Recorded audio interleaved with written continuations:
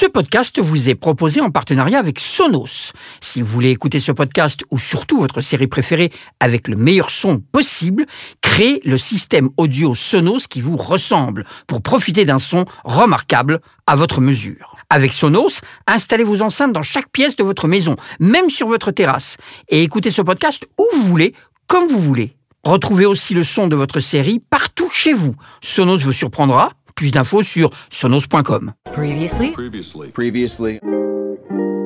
Il binge-watchait déjà avant que ce soit cool. Alain Carazé revient pour vous sur des séries cultes. Au menu aujourd'hui, les Simpsons. Retrouvez-moi tous les mercredis dans Previously, le podcast de Télé-Loisirs, pour plonger dans une série phare que non seulement je vous raconte, mais dont je vous livre aussi des coulisses.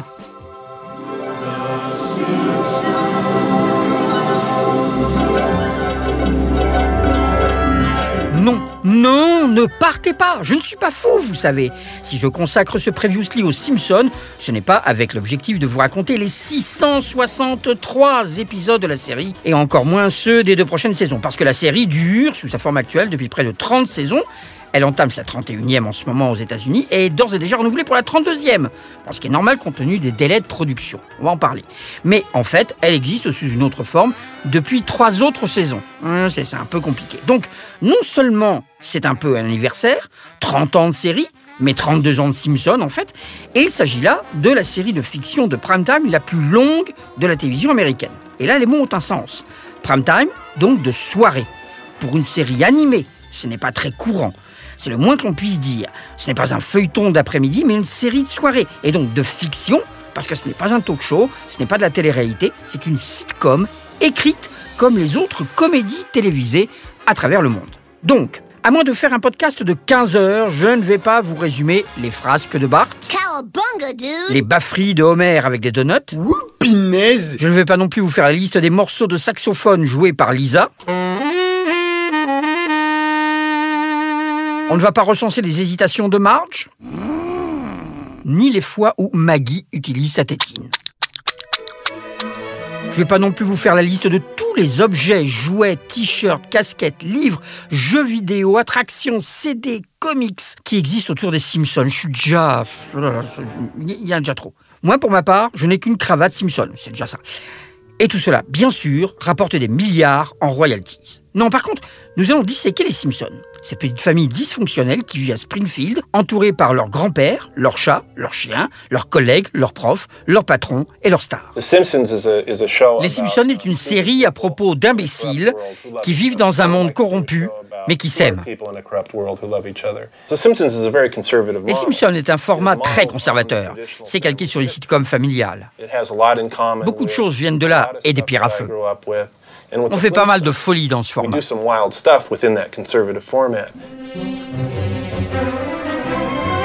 Alors vous allez me dire, mais c'est qui ce monsieur-là qui se permet de dire que les Simpsons sont des imbéciles? Mais de quel droit?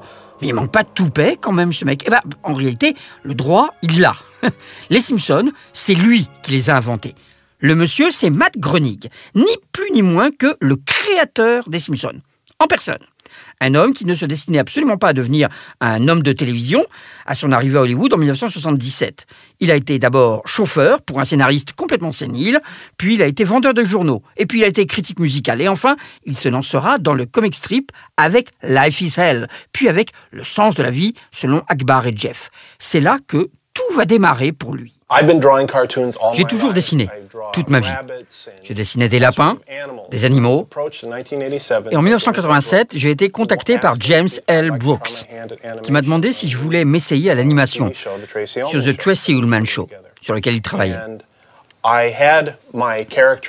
J'avais mes personnages, les lapins du comic strip Life is Hell, prêts à être adaptés. Mais j'ai appris que 20th Century Fox, qui produisait l'émission, garderait les droits de tout personnage que je créerais. Du coup, je me suis dit que je n'allais pas sacrifier mes personnages dans l'animation, un domaine dans lequel je n'avais aucune expérience. Je devais donc créer de nouveaux personnages. Sauf que je n'ai pris cette décision que 15 minutes avant la première réunion au cours de laquelle je devais présenter les personnages. Donc, j'ai très rapidement créé les Simpsons. Et j'ai pris ma famille comme modèle. Mon père s'appelle Homer, ma mère s'appelle Marge, j'ai 2 petites sœurs qui s'appellent Lisa et Maggie. Bart, je l'aurais bien appelé Matt, mais je pense qu'on m'aurait pris la main dans le sac quand même. Ça aurait été trop évident. Donc je l'ai appelé Bart parce que je trouve que c'est un nom marrant. Quand Homer crie Bart, Bart, on crierait un chien qui aboie.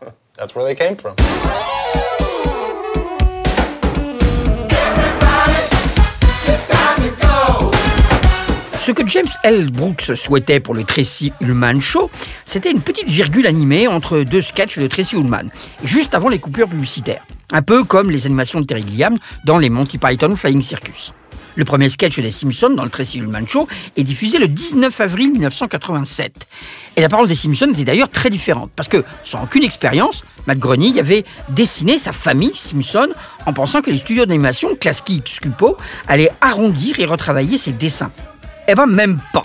Ce qu'ils firent cependant, c'est de les mettre en couleur.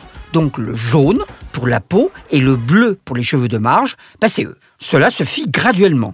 Au fil des 3 saisons et des 48 sketchs, des personnages comme Krusty le Clown ou des programmes comme le Itchy et Scratchy Show vont faire leur apparition. Mais personne n'imagine alors l'importance qu'ils vont prendre.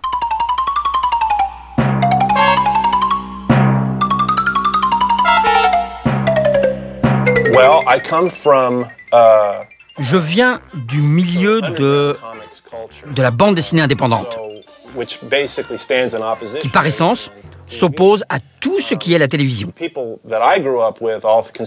Les gens avec lesquels j'ai grandi considèrent tous que les programmes télé sont inintéressants et plats, et que rien de bien ne peut être produit pour la télévision. Du coup, j'ai voulu tenter le coup, pour voir jusqu'où je pouvais faire avancer mes idées et mon point de vue auprès du grand public américain. Ça me semblait drôle de voir jusqu'où on pouvait aller avec une quête aussi absurde. Je ne prenais rien au sérieux. Je voulais juste voir jusqu'où je pouvais aller. Ce que Groening ne nous dit pas, par contre, c'est une des clauses que le producteur Jim Brooks avait instaurées à la création de la série. L'indépendance de la production face à la chaîne Fox, ou face à la société de production 20th Century Fox. Les deux. Seuls les censeurs pouvaient envoyer des notes à la production, donc sur des points extrêmement rigoureux et légaux concernant les épisodes, mais pas du tout la chaîne. Donc, aucune discussion de leur part sur les sujets abordés, sur le traitement, sur les personnages. Cette situation absolument unique pour une toute nouvelle production s'explique par un fait très simple, le lancement d'une nouvelle chaîne.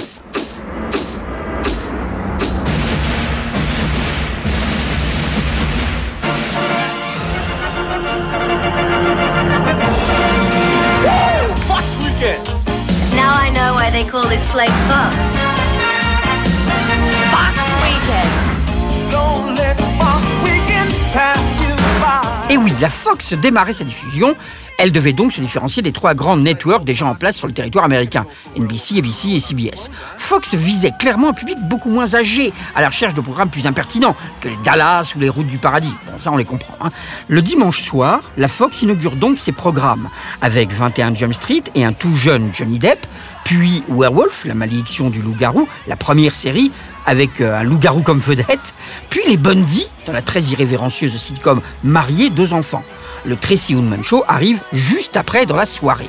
Donc, très clairement, des programmes jeunes et sans trop de limites. Ils étaient même parvenus à convaincre le grand George C. Scott de faire une série télé, une comédie exactement, où il allait tenir le rôle du tout nouveau président des États-Unis. La sitcom s'appelait Mr. President. Après 3 saisons de sketch, la chaîne, un peu aux abois à la recherche de tout ce qui pourrait la différencier des autres, va donc accepter la proposition du producteur de Tracy Ullman Show, Jim Brooks. Elle va adapter les Simpsons dans un format plus long, une sitcom de 1 demi-heure hebdomadaire. Pas contente du tout que son programme à elle s'arrête et que la série qu'elle a contribué à lancer prenne sa place, Tracy Ullman a même fait un procès pour obtenir une part de royalties sur les Simpsons. En vain.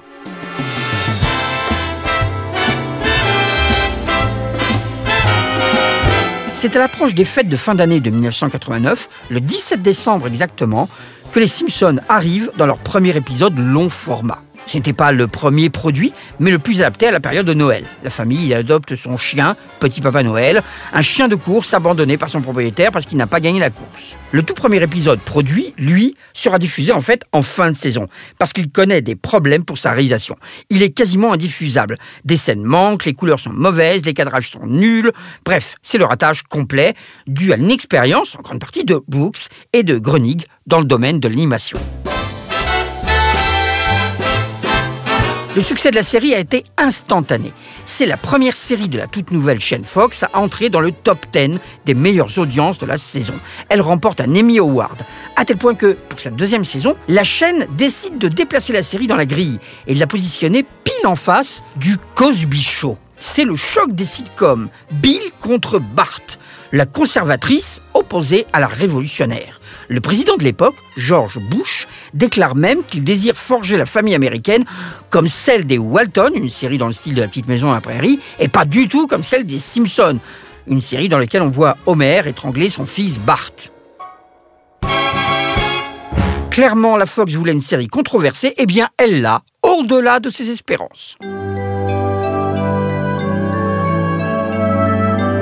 En fait, le coup de génie de Groening est de faire porter ses efforts, non pas sur le graphisme des personnages, qui est quand même un peu rudimentaire, mais sur la qualité des scénarios et des dialogues. La Writer's Room de la série est absolument insensée.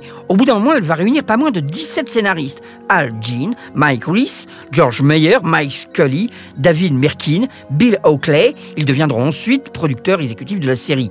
Et parmi eux, il y a même un tout jeune Conan O'Brien, qui deviendra ensuite le présentateur d'un talk show nocturne quotidien. Mais il y a aussi Brad Bird dans cette équipe, Brad Bird qui deviendra le réalisateur de Ratatouille et du chef-d'œuvre d'animation Le Géant de Fer. Si Groening est producteur de la série, il n'est pas le seul. Sam Simon, un autre dessinateur qui avait travaillé non seulement pour des sitcoms classiques comme Cheers, mais aussi sur des séries animées comme Fat Albert, a aidé à développer le format. Il a aidé à faire évoluer les personnages de Groening. Une sitcom écrite comme les autres sitcoms, avec une équipe de scénaristes, des lectures sur table pour les acteurs qui font les voix, etc., etc. Sam Simon quitta la série après 4 saisons, suite à des conflits constants avec l'équipe et avec Groening. Mais grâce à ses indemnités de départ, il a pu créer une fondation et céda ensuite ses royalties à des œuvres de charité jusqu'à sa mort d'un cancer en 2015, à l'âge de 59 ans. On a une grosse équipe de scénaristes qui se réunit 2 fois par an dans un hôtel, loin du studio, soi-disant pour ne pas être dérangé par les appels incessants. On se rassemble, on balance toutes les idées, et puis on se sépare pour écrire les premiers jets des scénarios. Ceux-ci sont ensuite réécrits encore et encore, puis on rassemble tous les acteurs autour d'une grande table et on lit le scénario à voix haute. On note quelle blague fonctionne, quelle blague ne fonctionne pas. On réécrit le scénario pendant encore 2 jours et puis on l'enregistre. C'est un processus qui prend toute une journée. Et même pendant les sessions d'enregistrement, les scénaristes continuent à réécrire les blagues pour les améliorer. Puis, ceux qui sont en charge des storyboards entrent en action. Ils prennent les bandes et le scénario et ils commencent à storyboarder l'épisode. On se met d'accord sur ce à quoi ça devrait ressembler, sur l'épisode, sur son rythme. Ensuite, on filme un animatique. C'est comme un storyboard, mais animé. C'est un peu plus avancé que le storyboard simple. Les personnages sont plus ou moins là où ils doivent être, mais il n'y a pas de mouvement. Tout ça est ensuite envoyé en Corée et c'est là que l'on flippe un peu. Parce que logiquement, si les animateurs coréens suivent nos directives à la lettre, on devrait recevoir des épisodes parfaits. Mais quelque part, entre Hollywood et la Corée, il doit y avoir un souci de communication. Parce qu'au final, on doit souvent tout refaire. La raison pour laquelle on doit fonctionner comme ça, c'est parce qu'aux États-Unis, le coût du travail dans l'animation est trop élevé. On ne pourrait pas produire la série. Du coup, tout ce processus prend près de 6 mois. Pour faire un seul épisode, il nous faut une demi-année. Donc, on travaille sur beaucoup d'épisodes à différents degrés d'avancement. On a régulièrement des épisodes qui ne sont prêts qu'à 2 jours de la diffusion. Voilà à quel point notre planning est serré. Évidemment, quand les séquences animées nous reviennent, on les remonte, on change certains gags, on trouve des astuces pour mieux faire passer une blague qu'on pense plus efficace. Et on finit par ajouter la musique et les effets sonores, et on renvoie le tout. Sometimes we think a joke works, but then it doesn't when you finally see it. And then we add music and sound effects and ship it out. Évidemment, dans cette interview de Matt Groening qui date de 1993 et que Claude Budin a menée pour moi, l'animation est passée de l'animation traditionnelle avec des cellulos au dessin sur palette graphique. Et ce, dès la saison 14, avec l'ancrage et la colorisation sur palette numérique, déjà en expérimentation en saison 12. Ensuite, la série a été même produite en haute définition. Et Matt Groening a aussi évoqué la musique. C'est le grand compositeur Danny Elfman qui a composé le générique, et Matt Groening voulait vraiment un son très orchestral, et surtout pas électronique.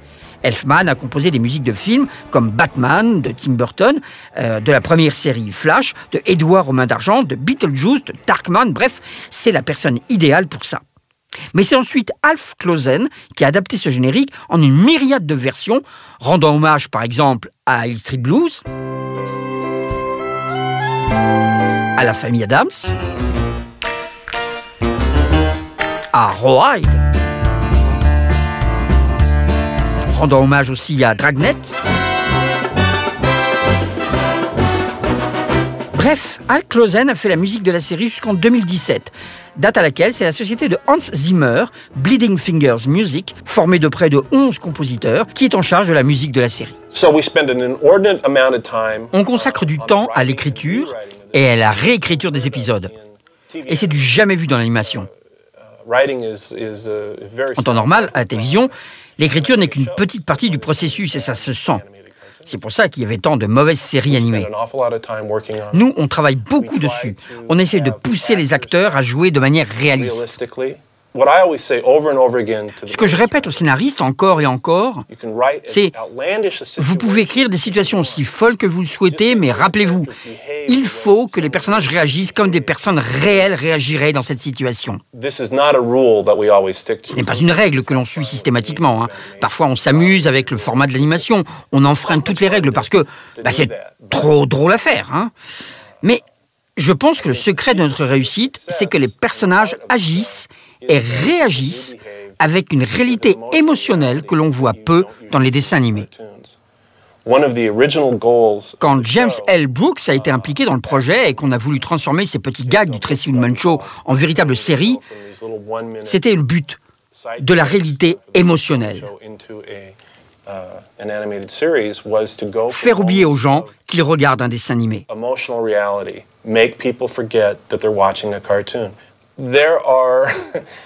En soi, il y a des règles dans la série, mais rien qu'on a écrit. En général, ceux qui sont impliqués dans la production de la série les comprennent vite. Je me retrouve souvent dans une situation où je dois dire « Non, tu peux pas faire ça ».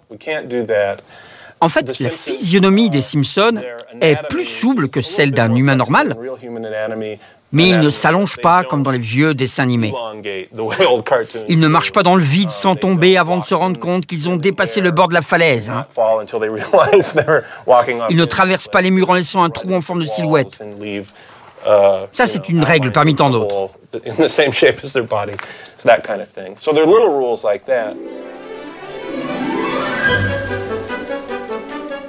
Avec le nombre d'épisodes produits et de situations parodiques qui sont évoquées, il n'est pas incroyable que quelquefois la fiction puisse rejoindre la réalité. Durant sa 11e saison, en 2000, un épisode montre à Bart quel serait le futur, un futur où, l'espace d'une phrase, un simple gag, on découvre que Donald Trump est devenu président des États-Unis et c'est Lisa qui prend sa suite à la tête du pays. Mais évidemment, ça paraissait complètement absurde à l'époque.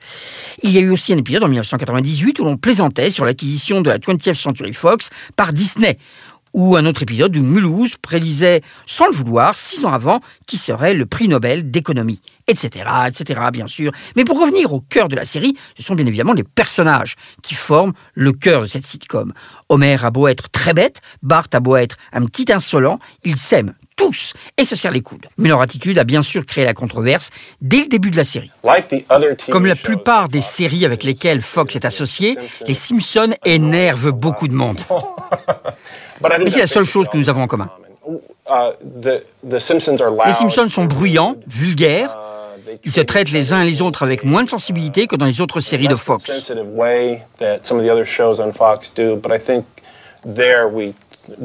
Mais on se démarque aussi par nos différences. Les Simpsons est une série très intelligente. On récompense les gens d'être attentifs. C'est rempli de références à des livres, à des films ou à des séries, ce que d'autres séries comme des sitcoms ne peuvent pas faire en raison de leur format. Mais nous, on se sert du format de l'animation et du temps de production plus long pour insérer un maximum de choses à chaque épisode. Prenons un exemple. Le cri d'Homer, le « Do ». Oui, il le fait bien mieux que moi. Eh bien, c'est un hommage au classique de la comédie, puisqu'il vient des films de Laurel et Hardy. Ah ouais, je vous assure, c'est le personnage incarné par James Finlayson, qui est toujours la victime des deux compères. Ouais, le petit monsieur chauve avec sa moustache, là. Il poussait toujours ce cri. Écoutez. Encore ? Pour être bien sûr, hein. Un petit dernier ? En fait, les Simpsons sont à la fois une combinaison de ma famille et de celle que j'ai connue en grandissant, mais aussi une version alternative des familles que je pouvais voir dans les sitcoms que je regardais. Homer Simpson fait face à des forces qui sont au-delà de son contrôle et qu'il ne comprend pas. Il affecte son environnement sans s'en rendre compte. Il travaille dans une centrale nucléaire qu'il manque de faire exploser toutes les semaines. Il aime la vie, il aime ses donuts, il aime la bière. Il ne se rend pas compte qu'il se fait botter les fesses partout où il va. Ceux qui l'entourent l'ennuient et malheureusement il se défoule sur sa famille. Sa famille le rend dingue, mais il les aime quand même. Et je pense qu'on peut tous s'identifier à ça. Marge Simpson, c'est l'agent de circulation de la famille. Elle est celle qui les empêche de se rendre complètement fous et de s'entretuer. Elle est la voix de la raison, enfin presque. Je pense que beaucoup de gens reconnaissent leur mère dans ce personnage. Une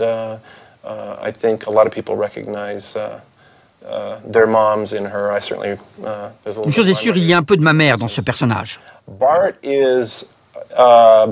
Bart descend en droite ligne de la tradition du petit malin américain, comme Tom Sawyer et Huckleberry Finn, ou Denis la Malice et d'autres personnages animés. C'est le personnage le plus simple et le plus stéréotypé de la série.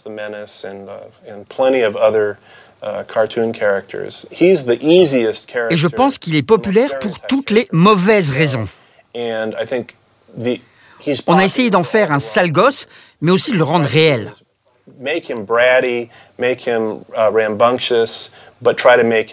Ça reste le personnage le plus difficile à écrire parce que les personnages de mauvais garçons ont déjà tellement été faits. Lisa, c'est sans doute mon personnage préféré parce que c'est l'enfant surdoué et négligé. Je peux vous dire que tous ceux à qui j'ai parlé du personnage me disent « Ah ouais, je m'identifie trop à Lisa ». On peut tous être l'enfant surdoué et négligé. À cause de sa sensibilité et de ses talents, la famille ne la comprend pas. Quant à Maggie, elle est le témoin silencieux. Le public ne peut qu'essayer de deviner la façon dont elle perçoit ce qui se passe autour d'elle, parce qu'au fond, elles sont contentes d'observer les choses et de sucer sa tétine. Mais c'est un merveilleux bébé, parce qu'elle ne pleure jamais. Elle n'a pas besoin d'être changée. Et voilà. That's it.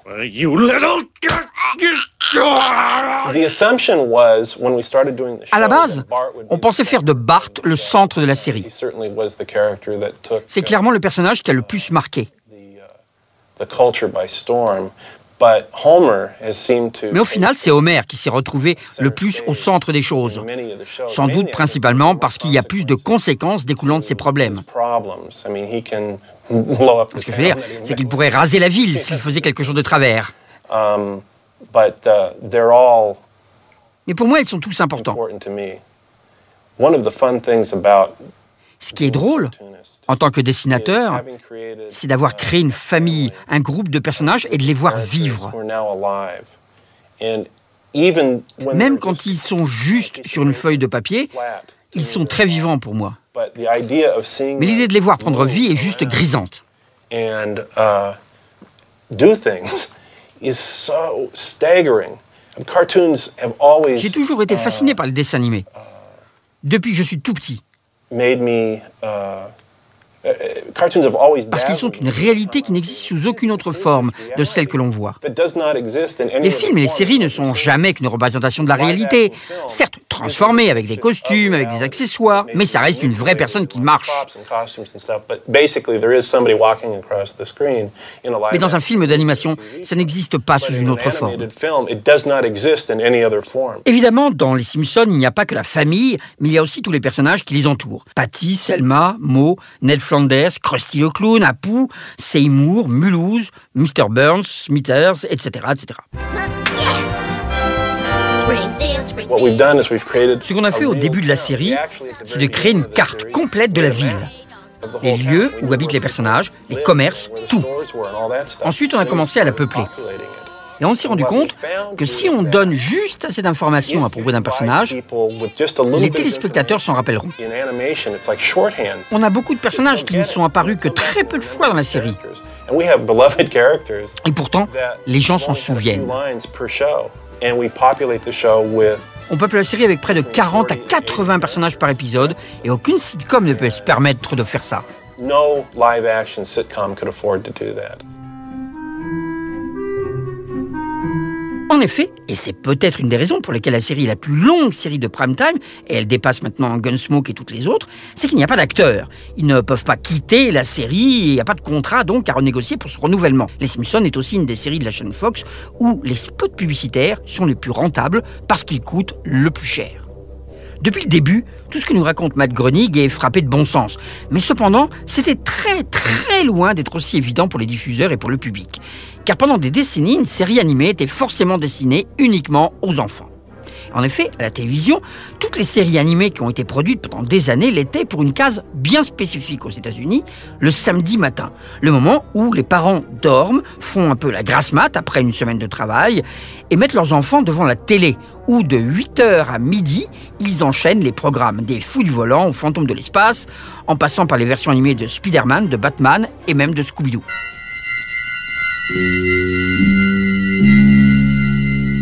Pouvait être aussi quotidiennement en fin d'après-midi pour des productions comme Les Maîtres de l'Univers, mais comme ça l'est en France, on diffuse des programmes destinés aux enfants à l'heure où ils sont, eux, devant leur écran. Mais évidemment, ces cases horaires-là sont beaucoup moins rentables. Les séries animées doivent être produites avec un petit budget. Ce n'est qu'en 1960, aux États-Unis, que la chaîne ABC tente le coup de lancer une série animée en prime time, les Flintstones, les Pierres à feu.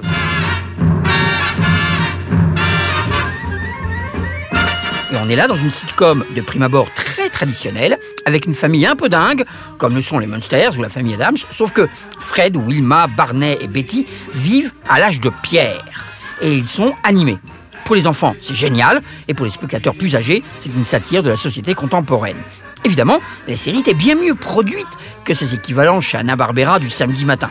Et c'était en prime time parce qu'on a plus de budget.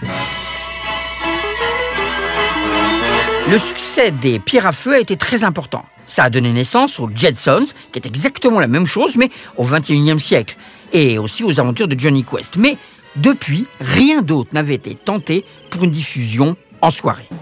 Simpson, Homer Simpson, he's the greatest guy in history. I grew up as a kid watching the Flintstones. J'ai grandi en regardant les Pierres à feu.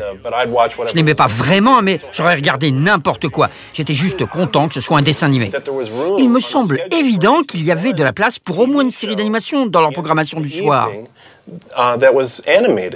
J'étais surpris que personne ne saute sur l'occasion. C'était considéré comme une idée risquée. Et ça fait partie des choses pour lesquelles je remercie Fox. Ils ont pris un risque avec les Simpsons. Je pense que l'une des raisons qui explique cela, c'est que plusieurs des responsables de la chaîne sont assez jeunes pour avoir grandi avec les mêmes dessins animés du soir. Ils savent donc que c'était faisable. Pour moi, c'est évident que si vous faites quelque chose de drôle, les enfants vont le regarder. Ils regardent de toute façon de mauvais dessins animés, hein. Donc si on leur donne quelque chose de drôle, ils viendront en masse, comme on a pu le voir avec cette petite chose.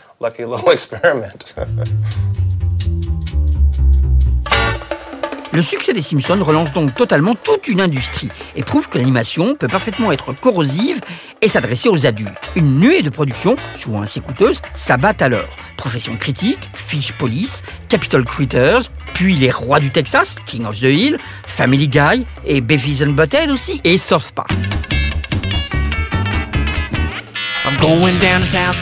Tous reconnaissent dans leur interview que les Simpsons a lancé un genre qui n'existait plus. Cela perdure encore de nos jours, mais avec des échecs cuisants, comme Father of the Pride avec les Lions Blancs de Siegfried et Roy en 2004. Plus récemment, en 2016, il y a une tentative qui s'appelait Son of Zorn, qui mélangeait personnages animés dans une série live. Matt Groening, lui, profite de cet engouement pour co-créer en 1999 une autre série animée, Futurama. Si on doit dégager quelques épisodes mythiques des Simpsons, il y en a quand même un bon paquet, mais je vais quand même essayer de résumer. En 1991, un des meilleurs épisodes de la série, c'est Stark Raving Dad. Il était en saison 3, il montre Homer dans un hôpital psychiatrique, avec à ses côtés Léon, un personnage dont la voix est en fait celle de Michael Jackson. Il a été révélé quelques années plus tard que c'était bien Michael Jackson qui avait incarné le personnage. Il était un méga fan de la série, il a même composé des chansons pour elle, comme celle que vous êtes en train d'entendre. Et en mars 2019, cet épisode-là a été retiré des rediffusions suite au documentaire Living Neverland. Oui, par contre, la chanson, ce n'est pas lui qui chante, c'est quelqu'un d'autre qui imite sa voix.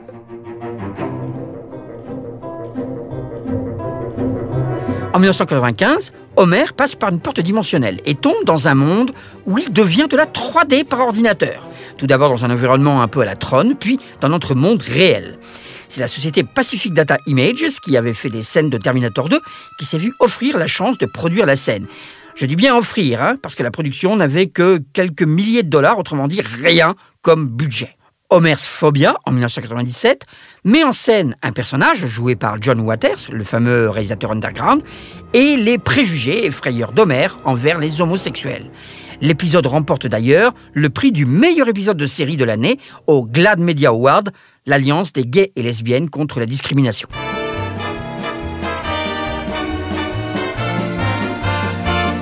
Un autre épisode mythique, c'est A Fish Called Selma en 1996, durant la saison 7, avec sa séquence d'une comédie musicale de La planète des singes. Bon, ironiquement d'ailleurs, le showrunner de l'époque, Josh Weinstein, n'avait pas vu le film, mais il le connaissait quand même par ouï-dire. Et l'idée de mettre en avant le personnage de Troy McClure les séduisait.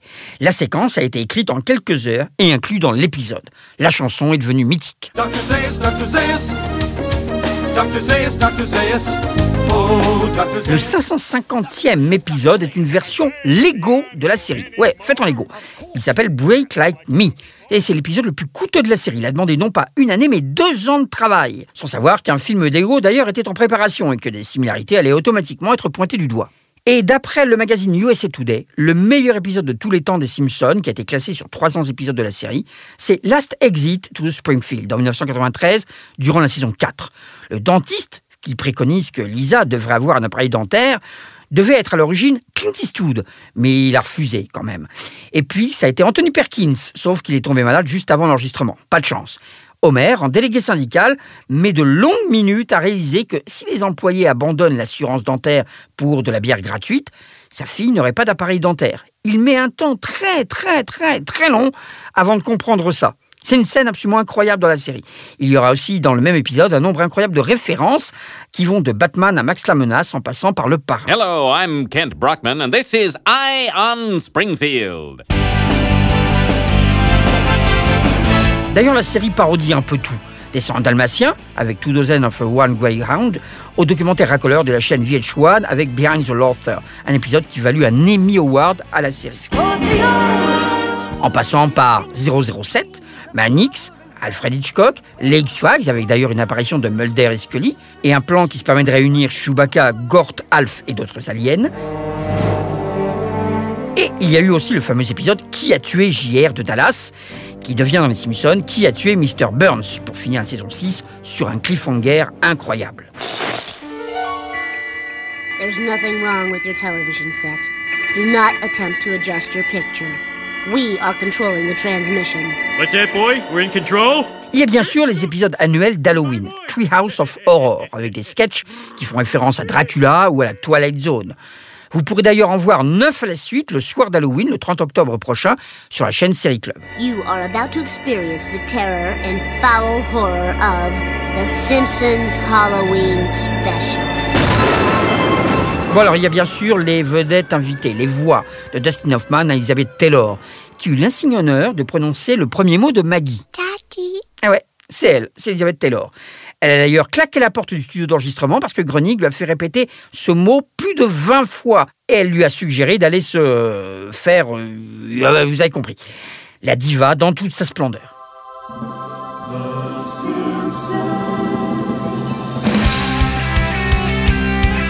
Il y a aussi ceux qui apparaissent réellement dans la série, en version Simpson, comme U2, comme Leonard Nimoy, comme Mulder et Scully, j'en ai déjà parlé. Et la liste est très très longue. Mick Jagger, Mel Gibson, Alec Baldwin, Kim Basinger, Steve Martin, Elton John, Elvis Costello, Stephen Hawking, Tony Blair, Susan Sarandon, Tom Clancy, J.K. Rowling, Lady Gaga, Stan Lee, Daniel Radcliffe, Sarah Michelle Gellar, Mr. T. D'autant que dans la VF, et malgré le talent des traducteurs, cette spécificité disparaît assez naturellement. En 1993, Matt Groening nous disait Okay. The Simpsons has been my introduction, basically. Les Simpsons a été comme mon introduction dans le grand méchant univers de Hollywood. And you've heard all the stories of the greed. Vous avez tous entendu les histoires de mensonges, d'avarice, de trahison et tout ça. On a prouvé avec les Simpsons qu'on pouvait faire une série de qualité qui énerve plein de gens et qui rend plein d'autres heureux. Et ce n'est pas une série sans compromis. C'est une vision qu'on amène à l'écran aussi honnêtement que possible.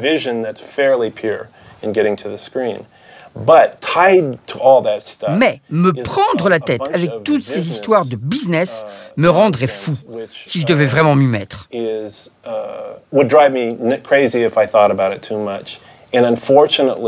Au final, ce type d'ambiance de coups bas, d'appât du gain, rend l'exploitation des Simpsons sur un autre support très difficile.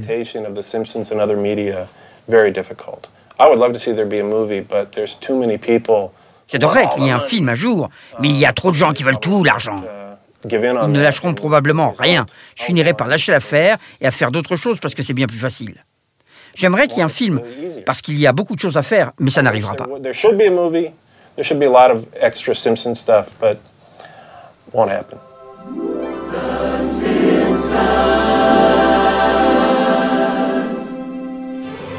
Matt, pas de chance. 14 années plus tard, en 2007, le film des Simpsons sort sur les écrans. Il a été produit en même temps que l'équipe produisait de nouveaux épisodes de la série, et ses scénaristes sont d'ailleurs les mêmes. Al Jean, James L. Brooks, Mike Scully par exemple, mais beaucoup d'autres. Et Matt Groening, bien sûr. Voici ce qu'il m'en disait au moment de la série. C'est très difficile de continuer à surprendre un public quand on a fait 400 épisodes. Et même plus, maintenant. On a passé les 400. On est à l'antenne depuis 18 ans. Donc oui, ça devient de plus en plus difficile. C'est difficile de rester dans le coup, d'être impertinent. Ouais. C'est difficile de rester dans le coup parce que les gens ne peuvent pas être choqués une seconde fois. On peut le choquer une fois, mais pas une seconde fois. Je ne sais pas ce qu'on va pouvoir faire après avoir montré le pénis de Bart. Pensez à ce qu'on va pouvoir faire, hein, mais bon, ça fait aussi partie du plaisir. Le défi de faire quelque chose qu'on n'a jamais fait avant, de nous surprendre nous-mêmes, et avec un peu de chance, de surprendre le public. Le film a fait un carton. Il a établi le record de recettes pour les premiers jours, pour un film adapté d'une série télé. En clair, il a fait mieux que l'Émission Impossible de Tom Cruise, par exemple. Mais il y a quelques secondes, Matt Groening parlait de compromis. Alors, allons un petit peu plus avant dans le sujet. Tous les programmes de télévision ont tendance à se caler sur un format assez simple et assez basique. À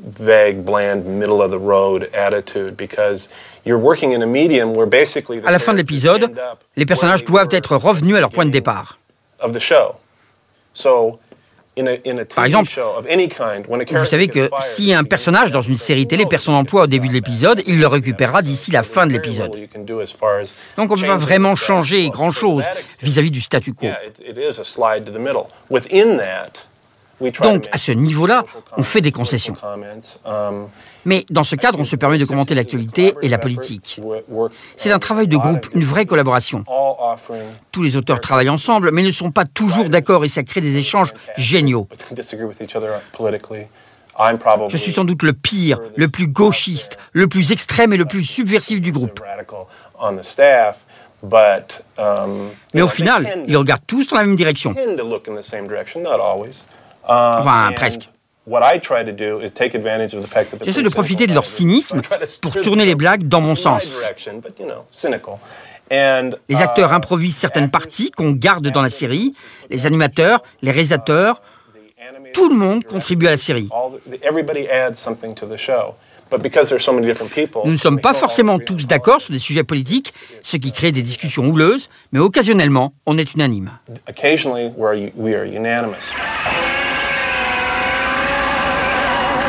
Enfin, il y a un autre aspect moins connu de la série, mais tout aussi passionnant, son côté subversif. On a déjà évoqué la controverse provoquée par les relations familiales un peu extrêmes entre Homer et Bart en prime time dans un dessin animé, alors que le public est plus habitué au Cosby Show. Et ce n'était pas pour déplaire aux producteurs et à Matt Groening. Pour moi, subversif est de loin le compliment ultime.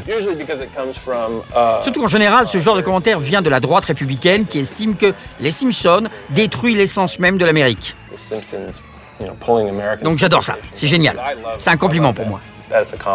Mon but, c'est d'amuser la moitié des téléspectateurs et de faire grincer les dents d'une bonne partie de ceux qui restent, avec la même blague. Ça, pour moi, c'est ce qu'il y a de plus drôle. Quand j'étais gamin, le plus drôle, c'était de faire une blague qui fasse rire mes camarades et me donne droit à une mauvaise note du professeur. La mauvaise note, ça cassait les pieds, mais au moins, ça voulait dire que j'avais irrité le prof. Et ça, c'est quelque chose que je continue de faire à l'âge adulte.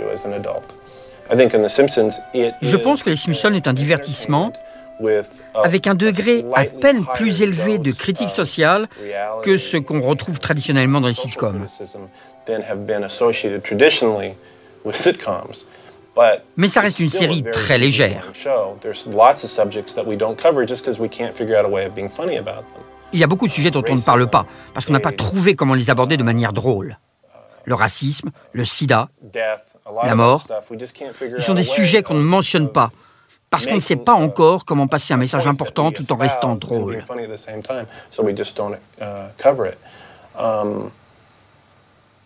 J'essaye de laisser un maximum de liberté en termes d'expression artistique.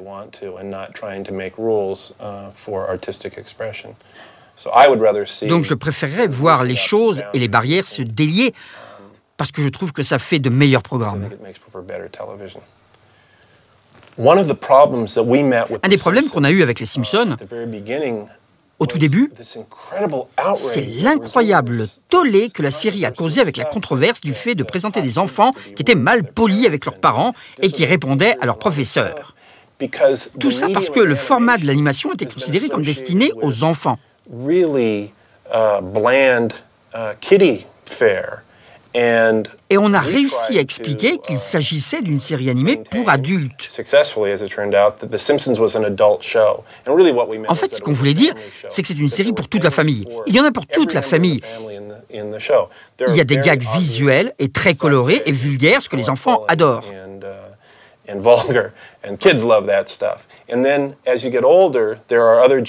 puis au fur et à mesure que vous grandissez, il y a des blagues que vous ne comprendrez pas si vous êtes un enfant et d'autres que vous ne comprendrez pas si vous n'avez pas été à la fac, d'autres si vous ne lisez pas beaucoup, si vous n'écoutez pas de musique, si vous ne voyez pas de films, si vous n'avez pas d'intérêt dans le monde qui vous entoure. À la télévision américaine, les producteurs sont terrifiés à l'idée qu'une blague puisse ne pas être comprise par tout le monde. C'est pour ça que la télévision est si fade aujourd'hui. Moi, j'ai le sentiment qu'on peut avoir des blagues que certains ne comprendront pas tant qu'ils comprennent le reste. Et j'aime à croire que les Simpsons sont comme une bombe culturelle à retardement et que les enfants qui aiment la série maintenant et pensent la comprendre vont la revoir dans 10 ou 15 ans et découvrent un tout nouveau sens de lecture à la série. Mon idée, c'est de récompenser les gens d'avoir prêté attention à ce que dit la série. With The Simpsons, La plupart des séries vous endorment et si vous regardez, elles vous énervent. Si vous regardez les Simpsons, ça peut vous énerver, mais cette série vous apportera plus que vous ne le pensez. On change le générique à chaque épisode. Ce qu'écrit Bart est différent à chaque épisode. Il y a plein de blagues à l'arrière-plan. Et à moins de faire un arrêt sur image, vous ne les verrez pas. Parce qu'il faut vraiment prêter attention. Certaines sont volontaires, certaines sont accidentelles, mais on en met autant qu'on peut.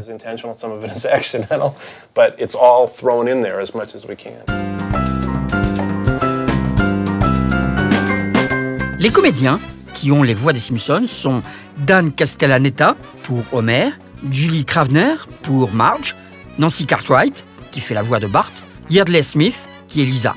Comme tous les acteurs vedettes d'une série à succès, leur salaire a considérablement et très naturellement augmenté au fil des années, passant de 30 000 $ initialement par épisode à près de 300 000. Mais il a fallu pour ça des grèves, des négociations et des menaces. Chez nous, voici les Simpsons. Alors moi je suis Aurélia Bruno et je double Lisa Simpson, qui est la fille de la famille qui joue du saxophone. Ça rime. Et toi, qui es-tu?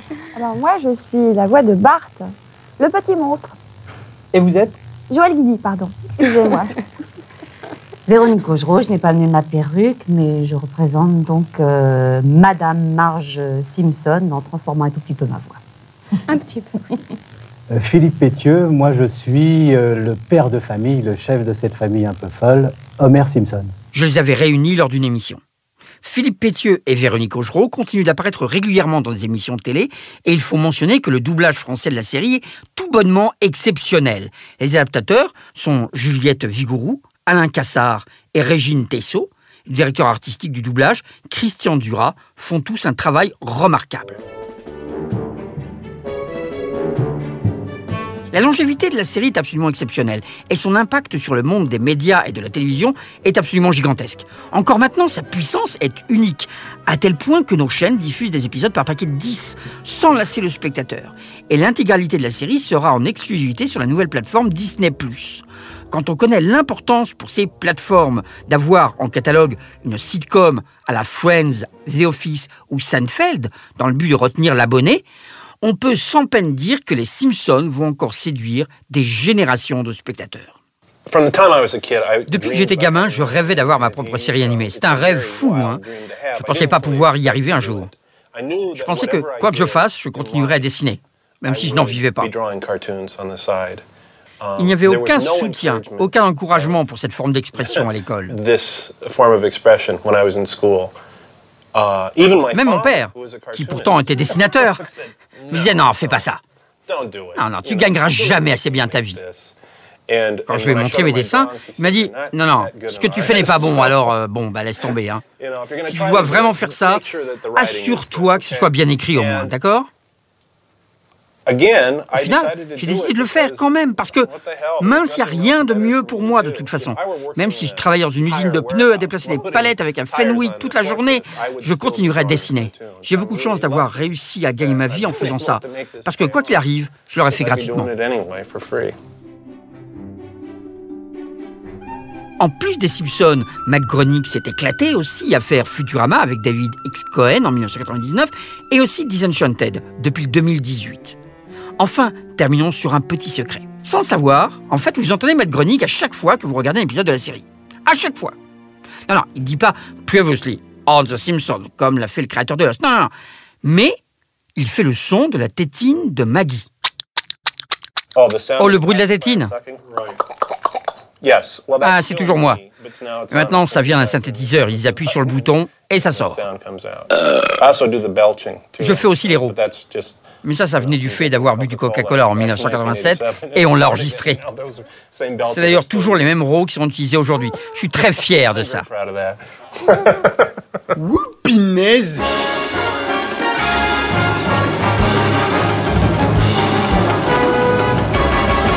La semaine prochaine, nous partirons pour Birmingham à la rencontre d'une famille de gangsters, les Peaky Blinders. Ce podcast était à réécouter sur les plateformes Deezer, Podcast Addict et Apple.